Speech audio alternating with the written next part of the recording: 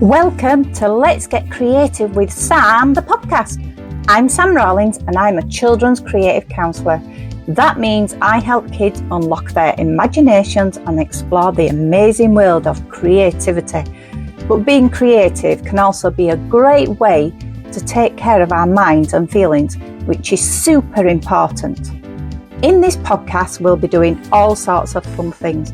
We'll be sharing creative tips and tricks that can help us feel good, interviewing other awesome creative folks in the industry who use creativity for mental well-being, and maybe even doing some creative challenges together that can help us express ourselves. So buckle up, get ready to unleash your creativity and explore how it can help us feel our best, and let's have some fun. Good morning, everyone. Well, you wouldn't believe what's been going on behind the scenes on the just trying to get live with my next guest. Oh my goodness me. Because of the technology issues last week, we rearranged the date for this morning at 10:30. So I will well prepared, plenty of time in advance.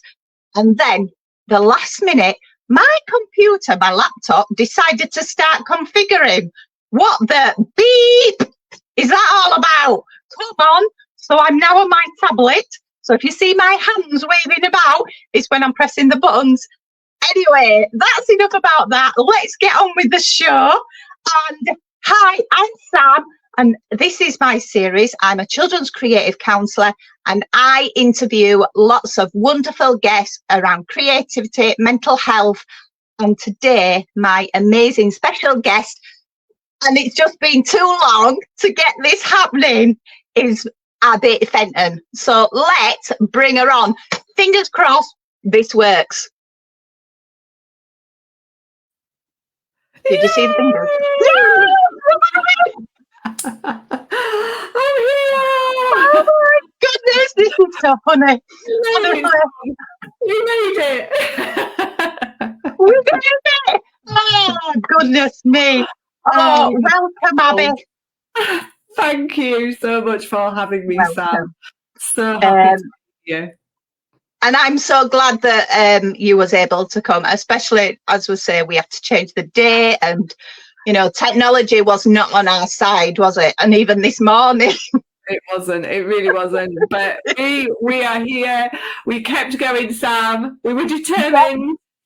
Absolutely. And that's what it's all about, isn't it? To just keep going.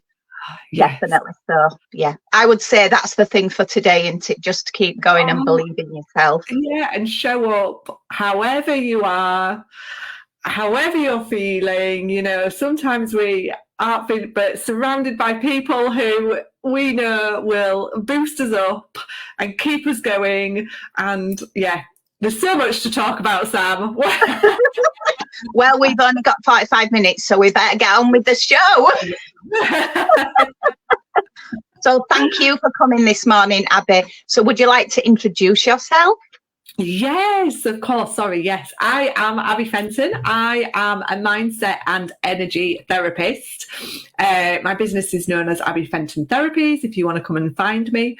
And my passion is very much around mental health, feeling confident in yourself, allowing yourself to love and trust any guidance, any intuition, or just start reconnecting back with ourselves, because quite often we lose ourselves, our identity, who we are, our passion, and that can just come often through sort of mindset blocks, energy blocks, and things like that are going on through our life. And the reason that I sort of am here, I suppose, today is due to my own personal struggles with anxiety and mental health, and that is why I sort of, I suppose, created the business that I am in today, due to all the help that I got way back in 2010 with my mental health through holistic natural therapies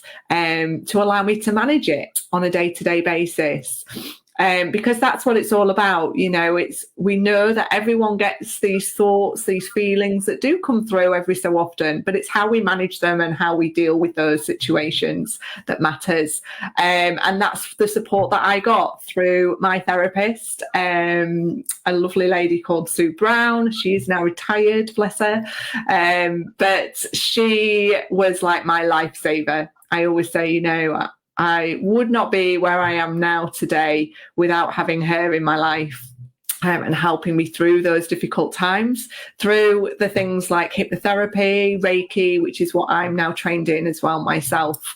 So yeah, I'm trained in everything, I suppose, that I have accessed and used to help me and my mindset, to now help and support other amazing women mainly. I do work with a couple of men, but mainly women sort of come into my world. And even, teenagers and things like that I have worked with. So because I used to be a teacher in the past, didn't I? So it's very much, I am just here to help and support anybody really, to get out of that place where they feel like they're lost. They've lost themselves, their identity, who they are, due to whatever's sort of been going on in their lives. So, yeah, and obviously it was Mental Health Awareness Week last week, which was when we were, wasn't it, Sam? Yes, that's why we'd planned it, wasn't it? So much more for last week. But it doesn't matter. It doesn't. Because, we always need to be talking about it, don't we? So it's not just 1 week. It's a constant thing that we just need to be talking about. And it is great, though, isn't it, that obviously mental health is more spoken about now. And therefore, but there's still a lot of people who do still struggle to talk about it with friends or family, or just express for themselves as well how they are feeling. So definitely we need to just continue sort of raising that awareness and making people feel like, it's not just them that are going through this. It is, there's lots of people out there who may be finding it difficult. But I think also it's everybody, has their times, don't they? I think everybody, has a time in their life when they do need to just have that support or that network of people around them to just give them that boost. Definitely. And help them in the right direction, whenever that is. And it's different for everybody. Well, thank you for your, for telling everybody who you are and kind of how you got to where you are now. So if we just go back a little bit, yes. One of the things that you were saying is about having that mentor, having that person in your life that kind of helped you to get to believe in yourself. And that's a huge thing. And I had a person in my life, and I was training to be a counsellor at the time. And I'd really kind of struggled to trust people,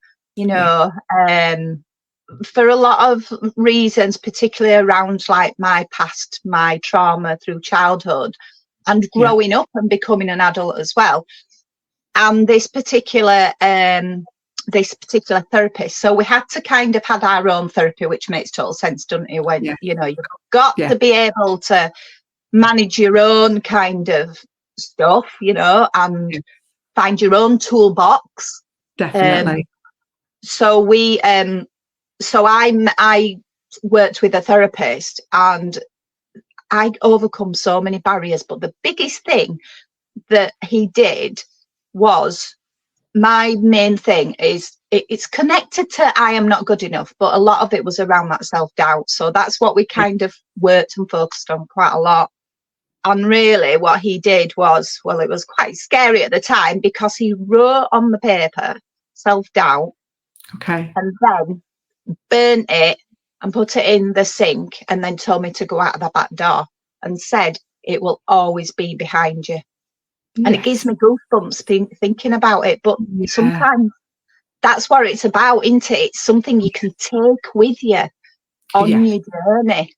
Yeah, definitely. And like you said, it's finding that right person as well. And I often say to people, I might not be the right person for you, but there will be somewhere out there who can support you and guide you. in this journey, because it is a journey. Like you said, often these things come up from our childhood, our upbringing, or just past experiences of any kind. And sometimes we might not even be aware of them as well. Some people can, come to me and sort of come to me with an issue, a problem or something. And, they think about the surface level kind of stuff that's going on. And when we actually start to do the work and we look deeper into it, they're like, oh my goodness, I thought that my childhood and my life was really good and all this kind of stuff, but just these little pockets of things, have obviously influenced me in a way of how I feel and how I think about myself. But having that person, coming back to that, having that person that you feel safe and that you can trust to be open and to talk about these things is really important. And that's what I felt with my therapist. I really trusted her. She recommended, other, like, I think I went initially for like reflexology or something like that, something that I felt, comfortable going into.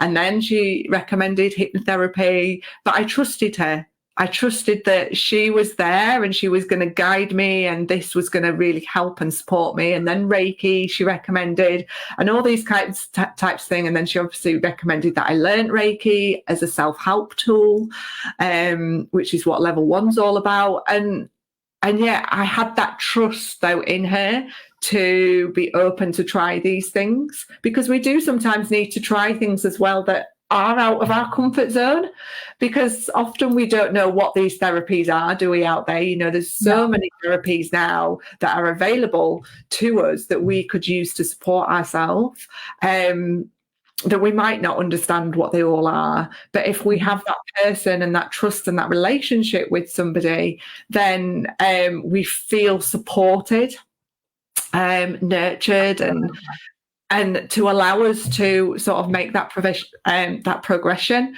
But also I find as well that you get the most out of your session if you do trust and have that connection with your therapist, because you do feel more open. You can express yourself. You can share all these thoughts, these feelings, any trauma, like you said, Sam, that happened. You can feel that you can be open about this. And the more that we are open and more that we can sort of discuss these things, the more that us as therapists can help you, because the more that we know, I always say, the more that, we can find those areas that, could support you and help you and guide you and give you the right tools and techniques as well. So, yeah, having the right person is so important.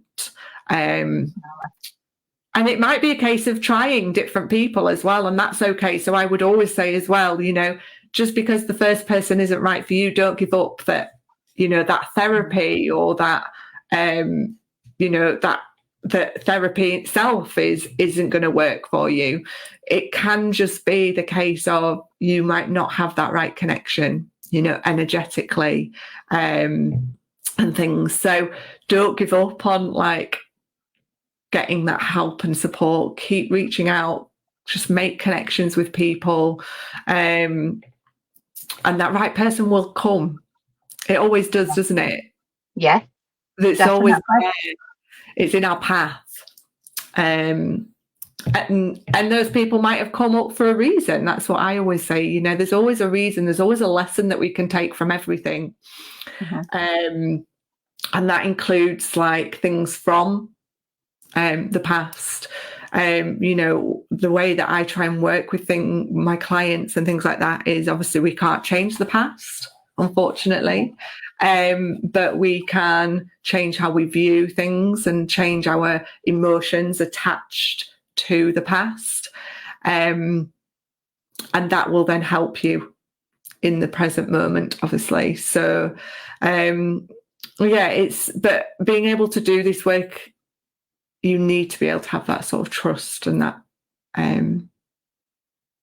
confidence in the person that you're working with.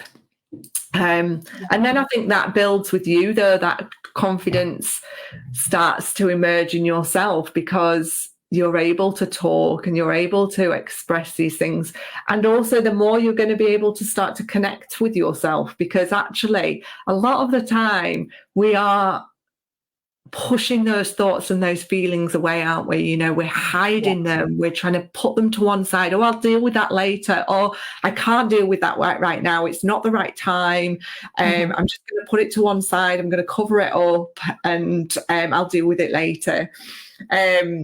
But actually it's starting to learn to connect with all aspects of ourselves, even those different difficult parts that we hold within us, those difficult times, those emotions, those thoughts, those difficult thoughts that we have, that we're not good enough and that we can't do this and we're not worthy and all those kinds of things. You know, we need to, at some point, when you feel ready and aligned, start to connect with those, but connect with them in a positive way. And it's something that I often talk with, you know, with my meditations that I do about, you know, we need to have this positive relationship. We need to befriend our thoughts and our feelings and bring them on board with us, instead of like feeling like we're constantly fighting them and in a battle with them. Because the energy. Sorry, Sam, go on. So I was just going to say that definitely agree with that. And I think one of the biggest things is, like, we call them mind monkeys, don't we, really? But like you said, the thoughts, the things that come up in our head. And I think for a long time, I definitely was against that and would just like ignore it or let it get the better of me. And do you know what I mean? So now I've realized to actually thank you, you know, or don't be silly or something like that when these thoughts come up. And that came from a lovely lady called Geraldine Crane, who helped me accept myself, because these thoughts they're me, you know, they're not coming from outwards, they're inwards. And I think that's what it is a lot. And like what you're saying about trusting yourself, that is it. It's the whole of you, isn't it? It's not just a part of you. I mean, I remember like particular Hercules, when it was the animation one. And he always had two little things on his shoulders, didn't he? He had like an angel and a devil. And it, you know, and the angel would say all these lovely things to him, and then the devil would be awful to him. But really, it's still you, you know, you can almost say, absolutely, yeah. And it's just you've got to think of that energy. If you're, you know, constantly fighting and telling it to shut up or go away, or, you know, just put it to one side, the energy that you're holding for that is huge. Whereas if you actually open yourself up to accept that, yes, I might feel a little bit anxious. I might feel a little bit nervous. I might have this self-doubt. I might not be able to trust in myself right now. You know, accept that there are those parts of us, but it doesn't control us. It doesn't have to be us all the time. We can just sort of dip into it and, like you say, accept it, befriend it, say hello. I often say, you know, when those thoughts come in, say, hi, thanks. Like you said, thanks for being here. I hear you. I see you. I acknowledge you. And then come back. And then, you know, I'm not, you know, you're not going to take my energy. You're not going to take my attention. I am the one that's in control. This is how I want to feel. Yes, you're there, but I'm coming back to myself. And that's all that sort of self-connection, which we often lose because we are battling with all these thoughts and feelings that are going on in our world. We lose that connection back with ourselves. So it's very much about coming back within and listening to those thoughts and feelings and working with them, and you taking control instead of those things controlling you. Because often when we do get those feelings, you know, of, oh, you can't do this, you're not good enough, then we avoidance comes in. And then actually who's winning? Well, who's winning that battle, you know? Yeah, exactly. So you know, the more that we sort of communicate and talk, I often say to my clients, it's okay to talk to yourself. You know, we do it all the time. You know, you have to be your own therapist. You need to learn in a way to be your own therapist, your own mentor, your own cheerleader. to be able to manage the feelings and these thoughts when they do come through. But the more that we do that, the more that we trust in ourselves. So that area of trust, like you say, we might not feel like we could trust ourselves due to past things, that people have said to us or experiences and things like that. But the more that we start to come within and really listen to ourselves, those thoughts, those feelings as well. So it might be feelings within ourselves, how are we feeling today? Are we holding tension? Are we feeling that resistance? Taking note and observing these sorts of things. So coming back to sort of mindfulness aspects as well. The more that we do that, the more that we're going to learn to trust that actually we know what we're doing. Our mind, our body, our soul knows what we're doing, our past, but we just need to start to listen and connect. And the more that we start to do that, the more that we're going to trust in ourselves. We're going to feel more confident because actually we're going to hear what's right for us. We're going to feel what's right for us. And then we're going to feel more confident because actually this is the person, this person that's there inside of us is starting to open up and starting to be seen because we are actually coming and listening within, if that makes sense. Definitely does. Yeah, definitely. Cool. Sorry, Sam, I thought you were going to say something. I will.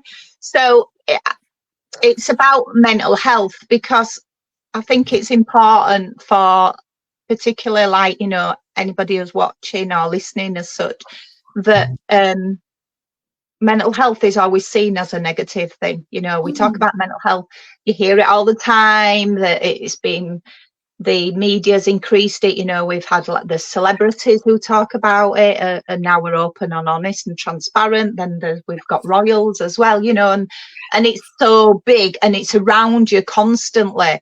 But I think the thing with mental health is there's actually two sides to it, and it's always focused on the negative side of it and get help for your mental health, Well, actually, there's positive mental health as well, because like we're saying, there's almost like there's two sides of us. There's the conscious side, like where we are now, and then the unconscious, the mind monkeys, the what you want to call it, your angel, your demon, your good or your bad, give it a name. Mine's got a name, exactly. Give it a name. And I think that's really important to make, to share that, because otherwise I don't want people to think that we're just focusing on you need support for your mental health, because actually there's so many things you can do for your mental health. Everybody's got mental health issues. We're all on that scale. Definitely. It's about how you manage it, and it's about, like, as I said, a toolbox, like with the children I work with. For them to understand it, we create a toolbox. Yes. And everyone needs a toolbox. Like you say, it doesn't matter where you are in your journey. I often have had people that said, oh, but I'm not bad enough to come for support. But actually everyone, like you say, it's so good to learn and understand and have these tools and techniques that we teach you so that you can just manage your mental health day to day and feel good constantly. Because like you say, it's really, it's about just being in that place where you feel happy, you feel confident, you are loving sort of what's going on in your life, and you're connecting with your true self. You're not sort of putting on that show for anybody and anyone. It's about, just enjoying and understanding and learning as well. Like you say, you could be in a really good place and you could feel absolutely fantastic. But I mean, I always love learning, and don't know about you, Sam, but I'm always like, I feel great, but I'm still wanting to learn and get other tools to pop in my toolbox, like you say, Sam, so that, I continue to feel this amazing way. Because you never know what's round the corner, do you?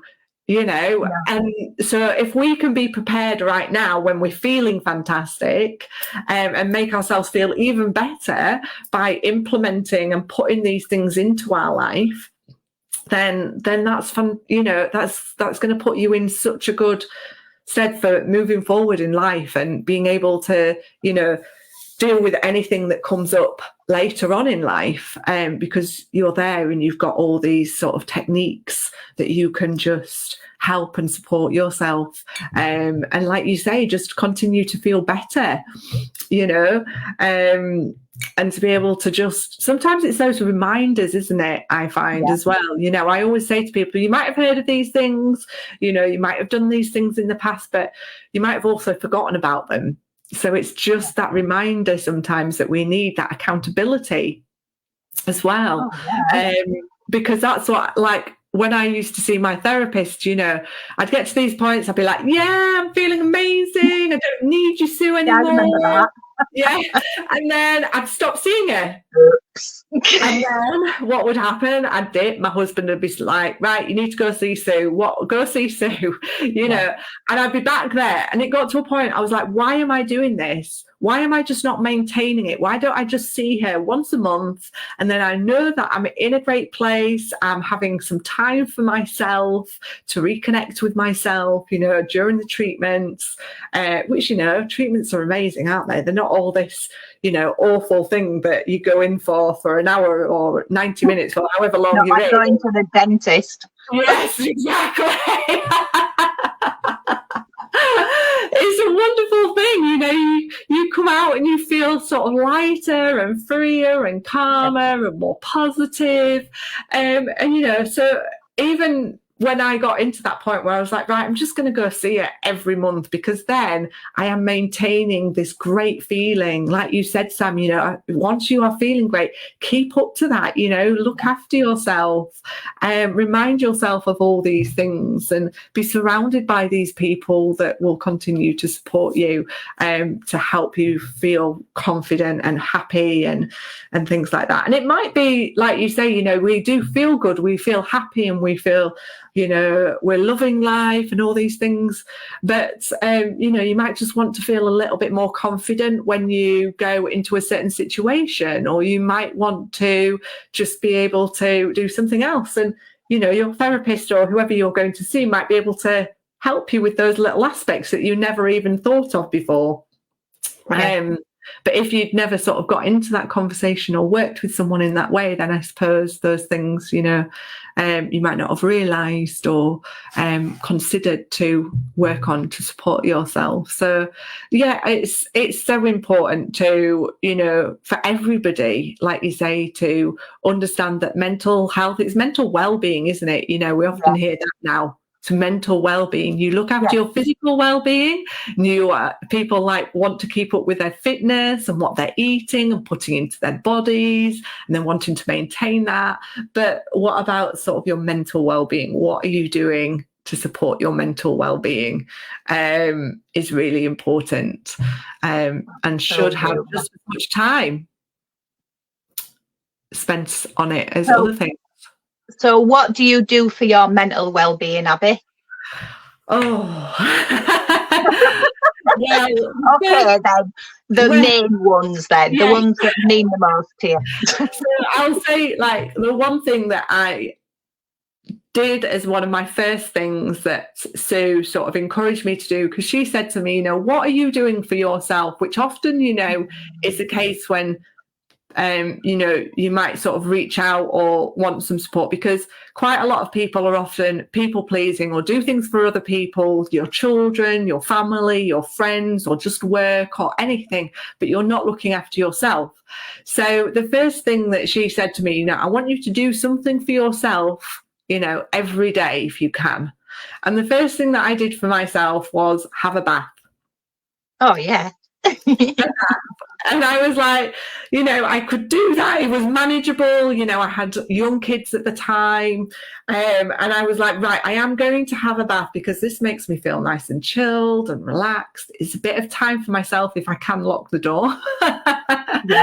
you know, as a mum of 2 girls, you know, it was often left open and they'd come in and interrupt, but I'd still have had some time. I'd have still done something for myself. So, and I still do that now, you know, there's not many evenings that I won't have my bath. And that is because I see the benefit of just having that time for me to do what I want to do, that makes me feel good in whatever way. So yeah, having a bath is definitely something that I do for myself to look after me. And then I would say like getting out. So obviously I know you, Sam, are very much about getting out into nature. I'm all about getting out into nature, whether that's going for a walk, sitting in the back garden, going for a run, you know, however I can just connect with nature, even sitting in my conservatory. So every morning now, and this took a long time for me to implement like a bit of a morning routine, because you hear people saying, oh, I have this morning routine and I do this and I get up early and I have this. And I was like, that is not me. I cannot do a morning routine. I cannot make more time for myself on a morning. However, in the last, I don't know how long I've been doing it now, actually, maybe a year and a half, something like that. I have actually called it sort of, I suppose, a morning routine. Literally, it's just me sitting down, having my breakfast, having a cup of tea, but I also do like a card pull for myself. So I pull myself a card, and that's my little time as well. But I actually sit in my conservatory, so I am still connecting with nature in a way. I sit there and I look out in the garden. So I've got that sort of connection again with nature. But yeah, the morning routine thing, it's don't put that pressure on yourself connected with that. It's very much about finding things that you do and what we call habit stacking. So add something else to it. So I knew that I always had my breakfast, obviously, in my cup of tea. And I thought, well, okay, if I'm sat down for that time, I'm going to just nip in, you know, my card reading and just having that little bit of time for myself to reconnect. So don't feel, I think, the pressures of like, oh, you've got to do it this way, you've got to do it that way. It's about finding things that work for you and that you like as well, because yeah, I mean, you can talk about all these different tools and techniques, and I say this to my clients as well, like I'm going to share with you all these different things that you can implement, that you can use. Some of them you might like and get on with, some of them you won't, and that's okay. It's finding what's right for you and what works for you. So yeah, don't ever have this expectation that, you know, it's got to be like this as your, you know, your mental well-being and your, you know, what you do for yourself to help you feel good. It's finding ways, and don't feel like you have to put anything new, massively new into it. Just sometimes it can just be having that understanding and that connection that this activity is actually for me. You know, instead of thinking, oh, I do this and this is just part of my daily routine. Actually, you do this for yourself. This is something that you've chosen to do and you are implementing it daily. You might not actually realize the connection that, oh, this is for me and this is how I, you know, make myself feel good. But sometimes it's just even that, just raising that awareness, isn't it? That, oh, I'm doing this for myself. I do this every day. This makes me feel good. I need to continue to make sure that I have this as part of my sort of life and my routine. So yeah, there's quite often there'll probably be a lot of things that you do for yourself that you don't realise, won't there? No, and I mean, I've experienced quite a lot of therapy over the years, and I'm not afraid to say, but there was certain ones that were more helpful from others. And like you said, it is about finding that right therapist and feeling comfortable and feeling you can trust them, because that's the biggest thing, feeling you can trust them. And the one that helped me the most is that it wasn't just talking, because you can get talked out, you can feel just completely talked out. It was where we did like different activities, and I think that really helped me understand myself, because we did a lot of work around feelings and sensations in your body, so connecting to you as a person. But there were just so many things, and I just, you know, we created what we called at the time, high vibe lists, you know, and that was part of our toolbox. And I've continued with that, and I've realised that I'm not big on meditation. I'm not big on journaling. I'll do audio journaling, but get me to write it. And I'm like, really? I'd rather sing. And for me, singing, I'm journaling. Yes. In my head, you know, I'm journaling. But I mean, I've always been in choirs and things like that. And now I'm in a theatre group. But for me, it ain't just about that once a week. It's all the time, everywhere. Sing, you know, sing when I'm sad, or use all different emotions, because music, as we know, is really powerful. So, yeah, absolutely what you're saying, Abby, that having that time for you yourself. And if high vibe doesn't feel right, you know, you can call it all sorts. I have a non-negotiable list as well, where whatever's going on, that is not stopping. That is happening, you know, regardless, because, you know, I see it as I am important. I matter, but so does everybody else. You are important and you matter. You know, we have to put ourselves first. Yeah. Before our children, before our families, before our friends, because at the end of the day, who's going to look after us, you know? Exactly. And that's something that a lot of people struggle with. Obviously, when I start, probably you start working with people, you know, they think that, you know, they aren't priority, and, you know, they have to look that, you know, their children are more important and their family are more important, or work's more important, or all these kind of things. And like you say, it's just allowing yourself to make you see that these things need to be in place for you to feel good, so that you can then support all these other people and you can be in that good place, because otherwise burnout happens, you know, you become overwhelmed, stressed, anxious, all these other things could come, you know, if you don't look after yourself. It needs to be that priority, doesn't it? It needs to sort of work for you. And like you said, I'm not into journaling, Sam, either. And I was thinking about this the other day, because I'm very much, when I talk about meditation, you know, meditation can be all sorts of things. It doesn't have to be this sit down thing where you close your eyes and you listen to someone talking to you. And everyone, exactly. And it's like, some people are like, well, I can't meditate. And I actually did one the other week, and there was a few people that says, oh no, I'm not into meditating, I can't do it, my mind's so busy, I can't focus. I was like, listen, go have a listen to one of my meditations and see what you think, see how you feel. And, you know, and also it is again about, don't say that it's not for you just because you've had this one experience or you've got this one association. It might be that, I know with meditations as well, I can hear one and put one on and I'll be like, no, can't do that one, because just the tone of the voice, the sound of the person can, you know, really make an influence. But yeah, it's finding ways that work for you. So like you say, I don't journal, but I know I journal probably in my mind. I'm always observing and reflecting and considering things, but I just don't physically write it down. But I am always, you know, which is what journaling is, isn't it? It's, you know, it's taking this sort of, you know, question and reflecting on it, and thinking and considering, you know, deeper aspects. But it's finding a way that works for you.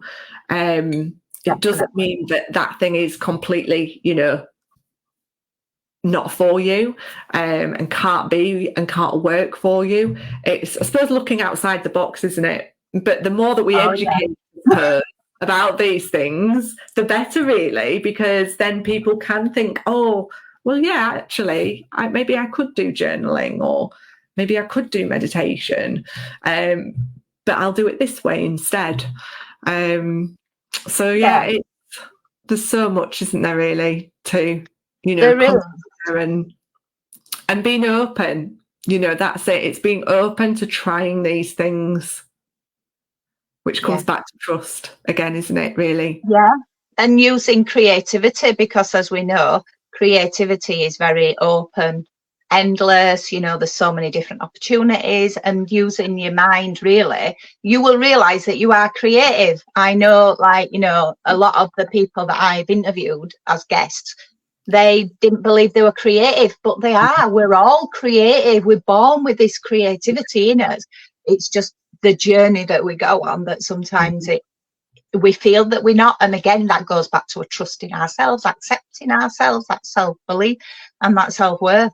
So yeah, absolutely. And you never know what'll happen, do you? No. So I know that you are creative, you know. As I say, I know you, you know, we met each other through the MIBS group, and we've kind of kept in touch on and off, kind of like we're there, we're not there, you know, that kind of thing and what have you.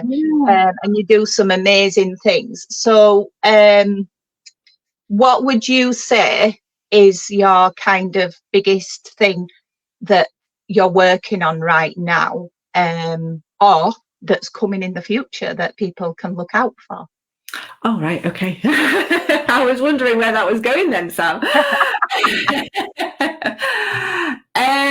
Oh, well, I've just put something out there, which last week, actually, for Mental Health Awareness Week, which was a meditation subscription, which is really available for people to access meditation. It's £5 a month. You basically get access to lots of meditation. So it's a great way as well to try meditation, because obviously it's affordable, but also the meditations that are on there are like 5 to 10 minutes. So it's not too long. Again, meditation doesn't have to be a long thing. So there's that, really, that is something new and that is accessible to everybody. But otherwise, if you're local, if you're sort of in the Leeds area, there's lots of things that I do, obviously, as a Reiki Master Teacher. I don't think I mentioned that. I do teach Reiki as well. So, I teach Reiki, but there's also things like, actually, this afternoon, I'm doing Reiki in the woods up at Kipax. So there's things like that go on every couple of months, as well as sort of in-person group Reiki sessions. But also, it's just reaching out, I think, as well. So if anybody is sort of feeling like, you know, they just want to feel themselves again, they want to feel confident, they want to feel like they can trust and reconnect back with themselves, I do work one-to-one, obviously, with people as well, to allow you to sort of work on a more deeper level in a one-to-one basis, where we can sort of really see, you know, what's holding you back or how you want to move forward. And that's the thing with one-to-one sessions, you know, you get that personalized, you know, session planned for you. We set yourself a goal. So it could be, you know, I have had clients as well. So some people are very much that they don't want to go into the past. And as much as obviously I say, you know, it is important to, you know, work through these things so that we can release them, let them go and all that kind of thing. I have worked with people where we've never gone to the past. We have just worked on moving forward, and looking for the positives, working on our confidence and all those kinds of things.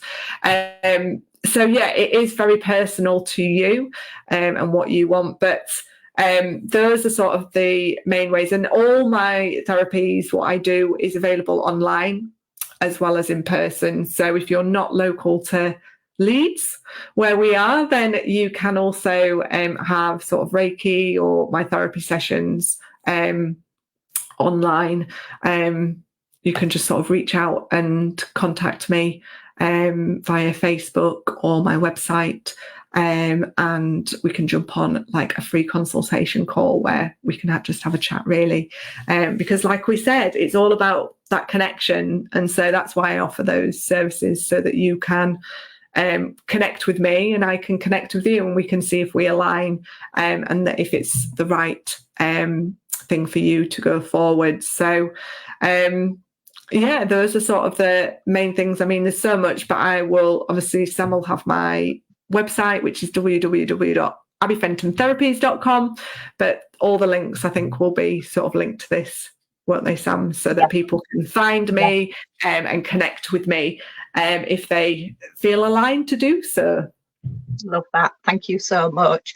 So the last thing is, what are your 3 tips for people that are listening today, you know, around mental health, maybe? Yeah, so around sort of mental health and helping yourself, I suppose, make those reconnections and feel confident in yourself, because obviously the more that we reconnect with ourselves, the more confident we feel in who we are and how we're showing up. So the first one I'd say is like what I was saying earlier about my bath time, making time for you each and every day, having some sort of self-care activity that you do for yourself, so that you having a little bit of time, and it doesn't have to be long, it can be 5 minutes, whatever you can fit into your day. Just make sure that you do something for yourself. So that would be my number one tip. Number two, like I said earlier, would be about listening. Learn to listen to your mind, your body, your soul, your energies, instead of fighting against it, which is what we talked about earlier, about really befriending it. Learning to connect with it. That is just going to help you so much more, not be in sort of that in that place of negativity, of fighting and resistance and things like that, and in a place where you can feel content, happy, free, and confident in yourself and being able to show up for yourself. And then my last one, which obviously is very much connected as well with what you do, Sam, is getting outside into nature. Like I said earlier, again, there's, nature has an unbelievable effect on your mental health and your energy. There's energy within everything that's around us, but obviously nature, it's natural energy. The energy is going to help you to feel more balanced, aligned, calmer, happier. So just any sort of nature, getting out, like I said, again, don't feel like you have to have so long. It could just be sitting in your back garden and connecting, having a cup of tea, or just standing out in your backyard. If you've not got a garden, just standing outside your front door and just looking up at the sky and listening to the sound around you. It can be anything. Don't put these huge expectations on any of these sorts of things, that it has to be like this. Try and look outside the box and be kind to yourself. Definitely. Thank you so much. They're wonderful tips. So we are just about coming to the end. So thank you so much, Abi, for joining me this morning. It's been such a pleasure talking to you and finding out how you help others, but also how you look after yourself as well, because that's really important. So thank you, everybody, for watching today. You can catch this back on replay. It's also going to be a podcast soon. I'm really excited that you will be able to catch all my episodes on podcast. So watch out. Watch this space to find out more. My next guest is Thursday this week with the amazing Georgie Smith. More to come about that later. I just want to say thank you so much to Abi. As I say, it's been a real pleasure speaking to you. And I will probably see you soon at some point. So have a wonderful day, everybody. And I will see you all soon. Bye for now.